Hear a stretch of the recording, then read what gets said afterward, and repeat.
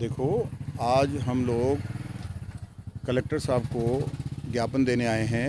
Collector साहब ने additional collector साहब के यहाँ हमको भेजा है और ज्ञापन जो फाईसागर से जो पानी निकल रहा है ओवरफ्लो, वो बांडी नदी के माध्यम से आना सागर में आ रहा है। तो डिफेंस कॉलोनी के पास में जो बांडी नदी है उसको बंद कर दी गई, जिसके कारण पानी सारा कॉलोनियों में भर रहा है। थोड़ी सी बारिश में अगर ये हालत है और अगर 1-2 इंच पानी बरस गया तो ये मानो कि सारी कॉलोनी में 5-5, 7-7 फीट पानी भर जाएगा। इसलिए हम कलेक्टर साहब को और एडिशनल कलेक्टर साहब को ये कहने आए हैं कि आप तुरंत प्रभाव से उसके मार्ग में आने वाले समस्त अवरोधों को हटाएं, जिससे कि पानी सरलता से, सहजता से आना सागर झील में आ सके।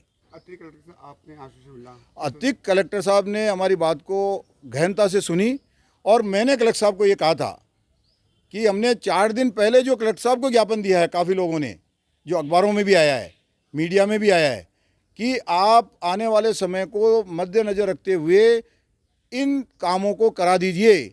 जिसमें मैंने बताया था कि कैचमेंट एरिया में जितनी भी नाडी और जितने भी तालाब हैं जो कमज़ोर है, उनकी ज़रा मिट्टी डाल के रिपेयर करा दीजिए।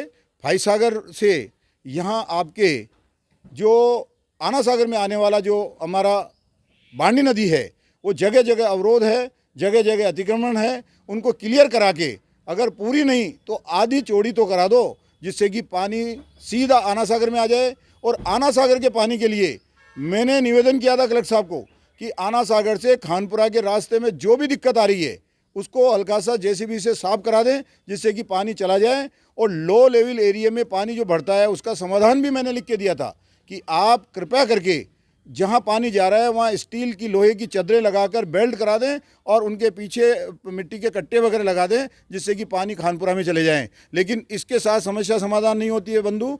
समस्या इसलिए नहीं होती है कि अगर पानी आगे से दबाव मारेगा खानपुरा से गोविंदगढ़ के बीच वाला, तो मैंने कहा जी गोविंदगढ़ से खानपुरा से गोविंदगढ़ के रास्ते में भी क्लियर करा दें।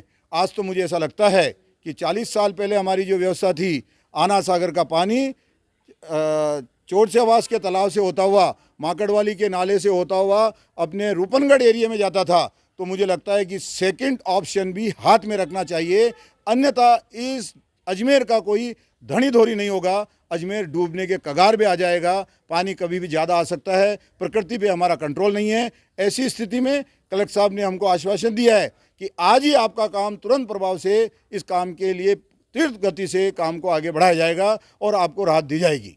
सेवन वर्ल्ड की और भी समस्या बताई थी आपने। मैंने आज निवेदन किया है कलेक्टर साहब को कि कलेक्टर साहब, आज ये रामदयाल घाट जो है, राम प्रसाद घाट के साथ में 12 पे रोड इतना जाम रहता है और इस रोड से ऊपर पुष्कर रोड पे जाने वाले की संख्या लगभग 1.25 से 1.5 लाख निवास करते हैं।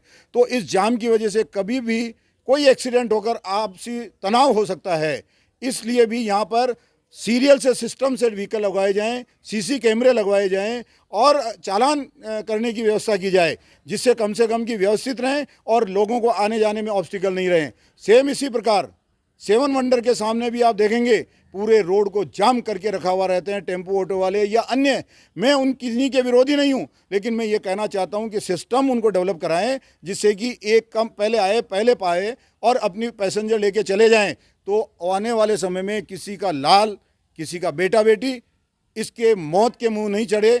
इसके साथ साथ में मैंने निवेदन किया है कलेक्टर साहब को ज्ञापन में कि जो डामर रोड हैं हमारे 60 फीट से 80 रोड, उसमें पता नहीं कब कौन सा हादसा हो जाए, उनको पैचवर्क करा दिया जाए। और इसके साथ में रूरल बेल्ट में जो हमारे सीवरेज के लिए खुदाई की थी, उनको जो फिलअप किया था, उस फिलअप में उन्होंने बहुत हल्की मिट्टी डाल के उसको भर दी।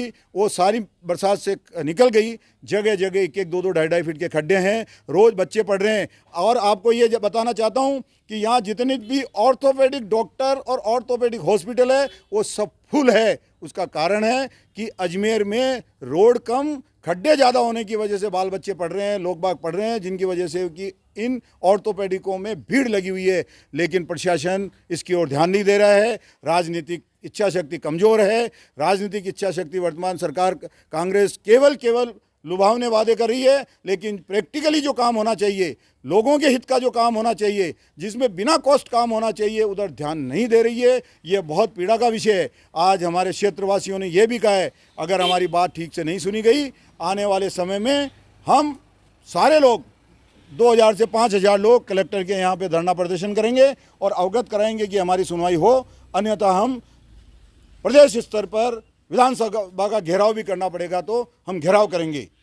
सुभाष काबरा, भारतीय जनता पार्टी प्रबुद्ध जन प्रकोष्ठ संभाग प्रभारी।